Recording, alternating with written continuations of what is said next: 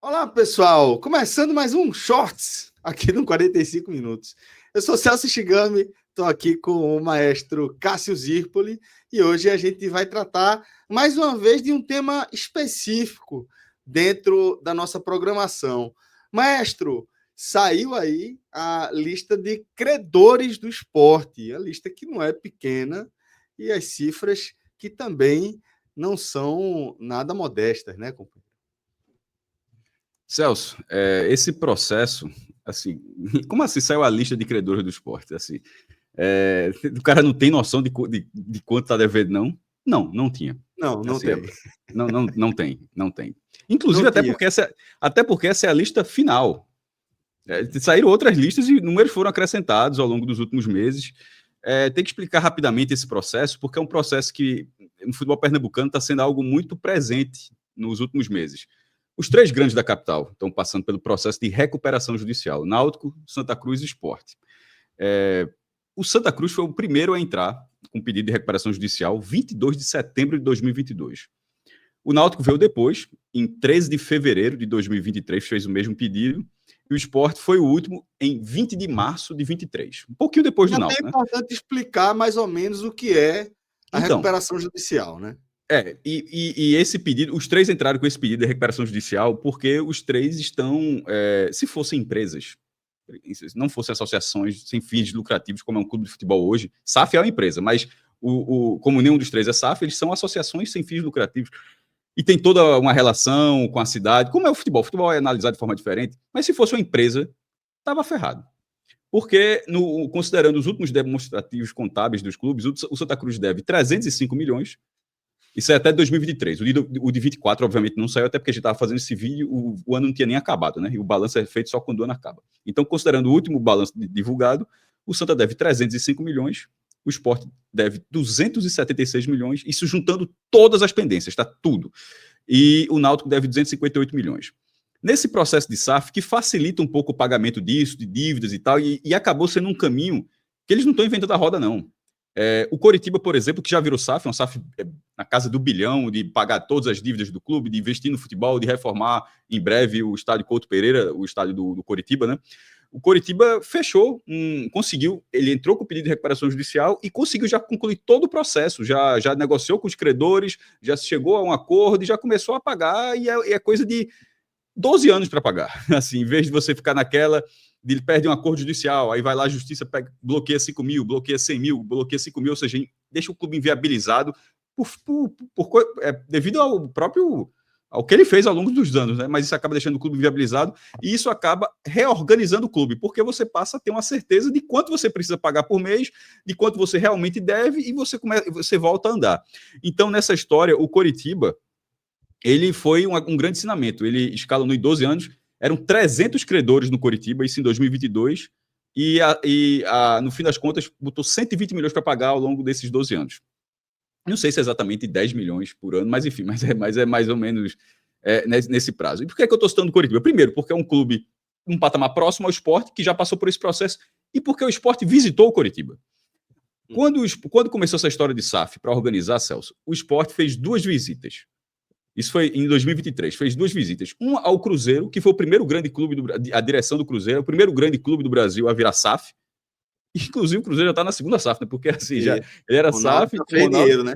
E já fez dinheiro, já vendeu, já tem um segundo dono no Cruzeiro. E isso eu acho que isso ao longo dos anos talvez seja comum, mas o Cruzeiro foi o primeiro a virar SAF e já passar de mão. Então o Sport visitou o Cruzeiro, nessa mesma viagem visitou o Coritiba. Por quê? O Cruzeiro era por ser o pioneiro nisso e o Coritiba por ser um clube muito próximo ao que o Sport deverá ser. Primeiro, pelo mesmo patamar, assim, o Sport tem uma torcida maior do que o Coritiba, só que o Cruzeiro tem uma torcida muito maior do que a do Sport. Então, na hora que você vai equiparar, o Sport fica mais próximo ao Coritiba do que ao Cruzeiro. E o Coritiba tem um estádio como o Sport tem. O Cruzeiro não tem. Administrar um estádio, tendo dívida, querendo virar SAF, não é a coisa mais fácil. Você bota na SAF, ele vai virar, vai modernizar. Então, o Coritiba tem uma torcida hiperlocalizada na Grande Curitiba, como o Sport no Grande Recife. Tem um estádio enorme de 35, 40 mil pessoas, como é o Sport se não tivesse todos os problemas da Ilha do Retiro de bloqueio, né? Porque ele é liberado para 26 mil por questão de segurança, mas cabe mais do que isso. Caberia 34 mil pessoas.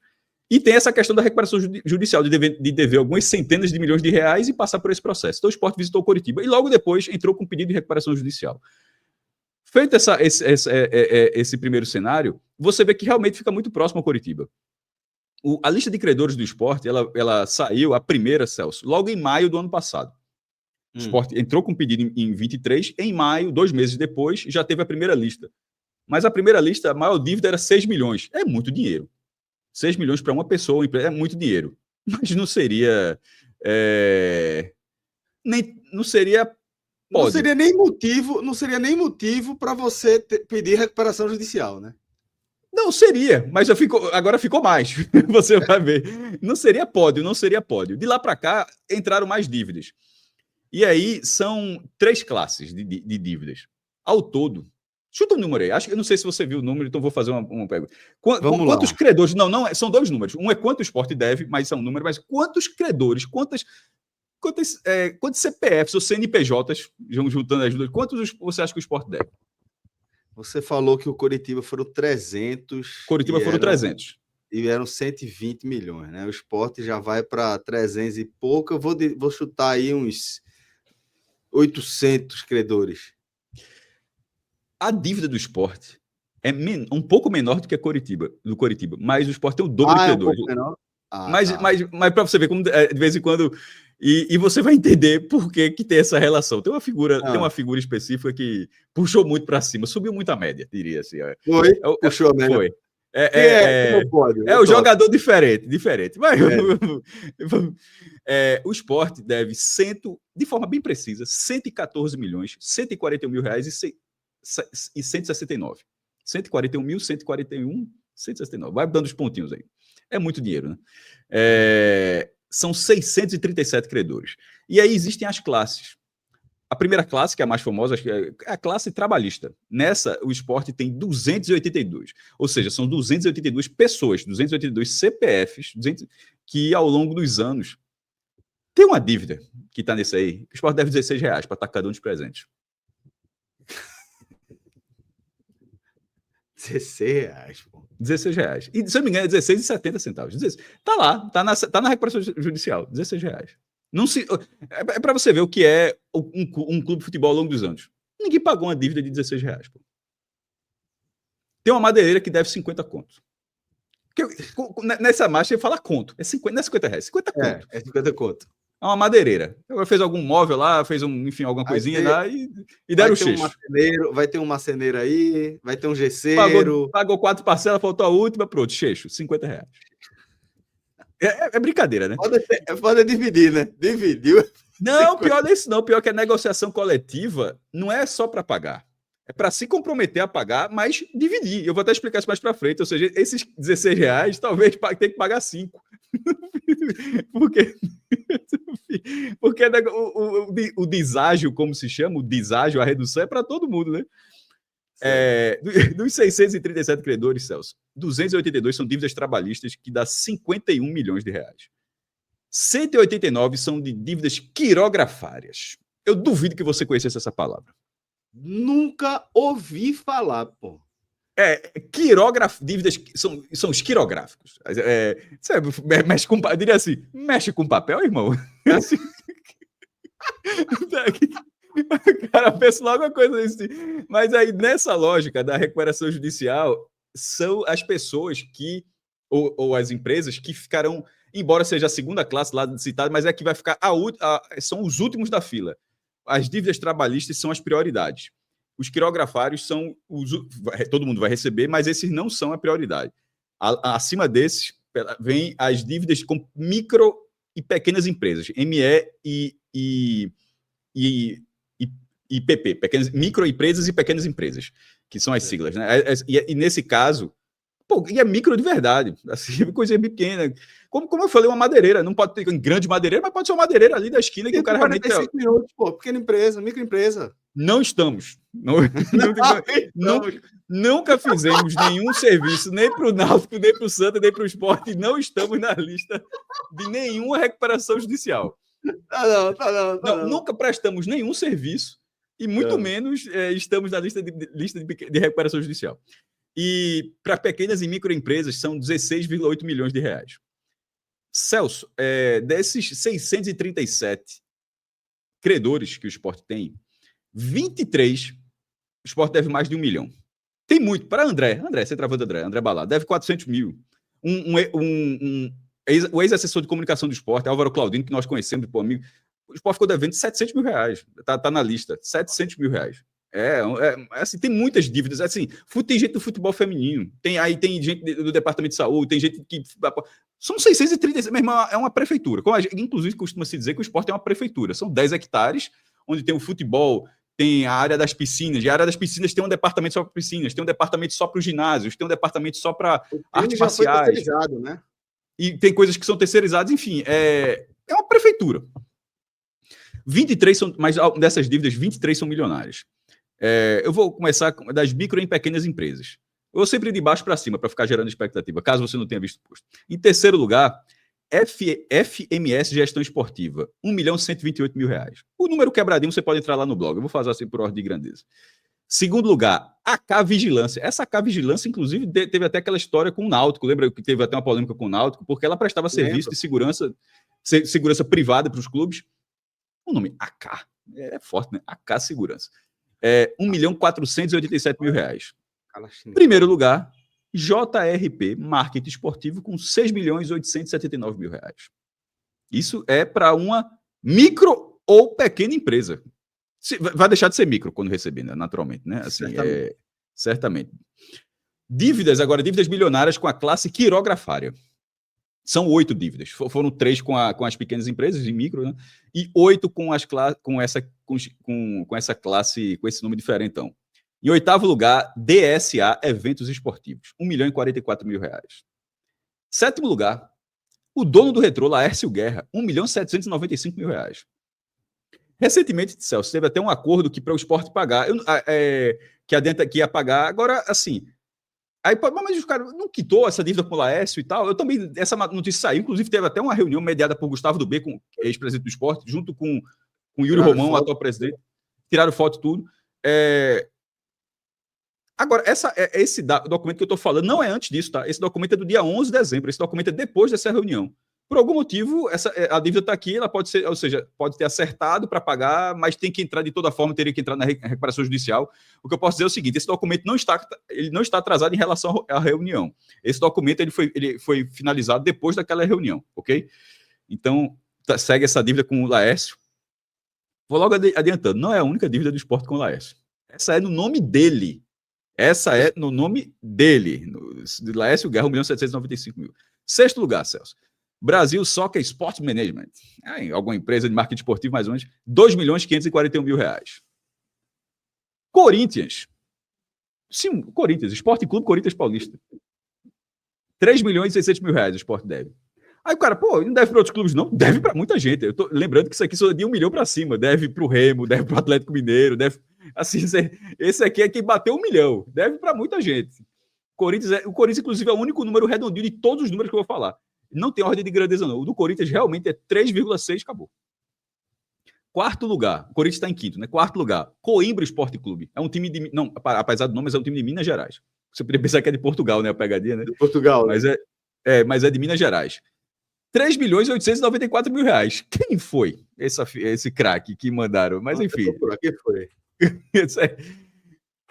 3.894.000. Terceiro lugar, Lupe, com 2 P's. Lupe Participações e Investimentos, 6.287.000 reais. Grava esse nome que daqui a pouco eu boto para ele.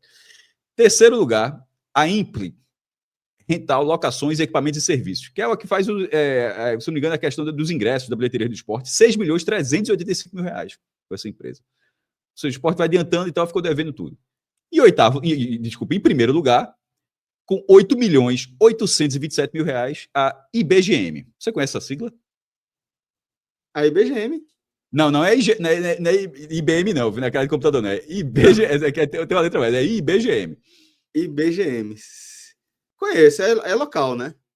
Instituto Brasileiro de Gestão e Marketing, a Universidade de Laércio Guerra. É assim mesmo. 8.800.000 reais.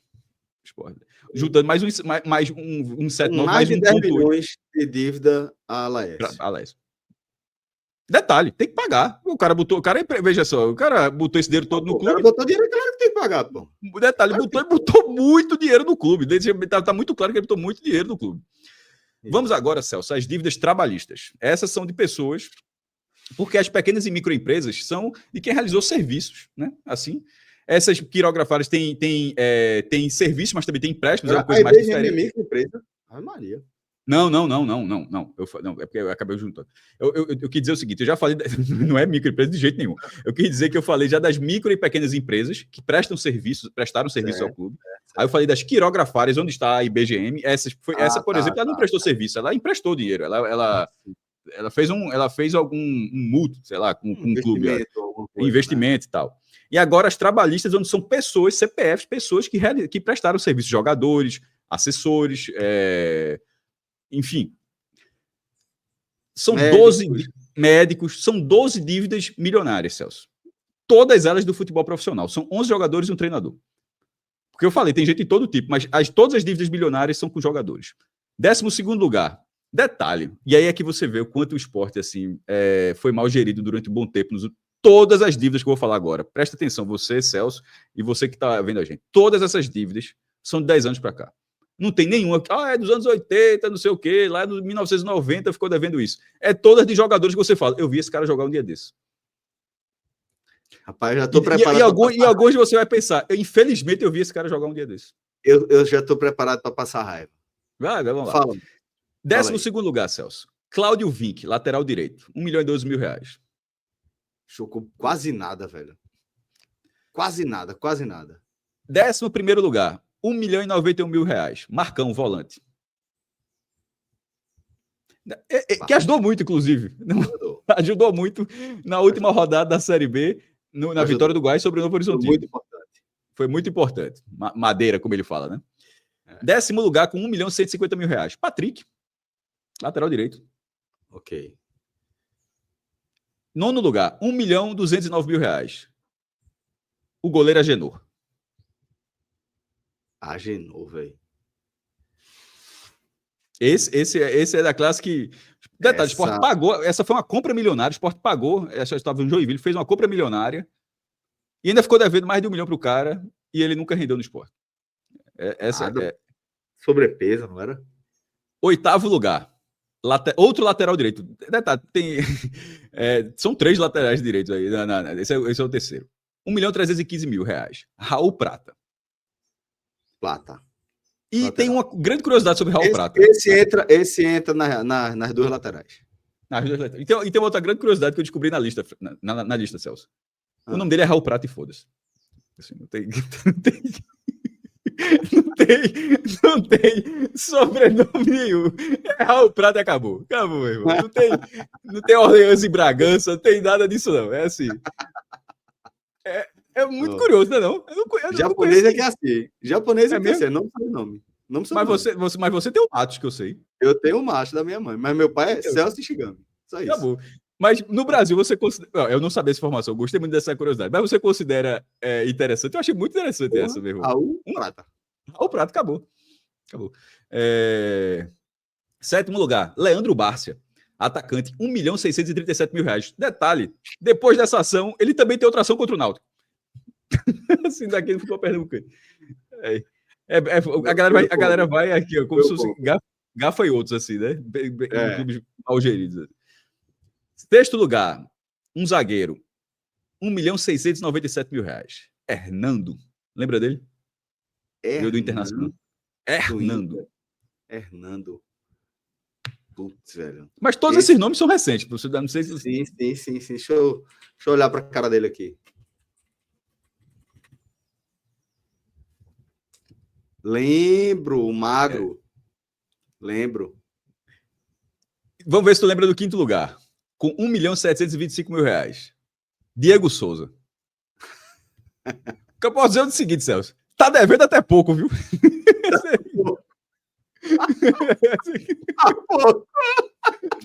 Porque meu irmão tá devendo esse tanto de dinheiro. Tá devendo pra Diego Souza, tá devendo até pouco. Naquele vídeo do Shape, o Shape tinha 2 milhões e 100. De credores, de dívida. Porque tem os 440 mais 2 milhões aí de André Felipe, né? O vídeo de André com o Diego Souza na praia, né? Ele fala, tá fininho hoje, André. Tá fininho, hein? É muito boa da porra. É muito bom, é bom demais.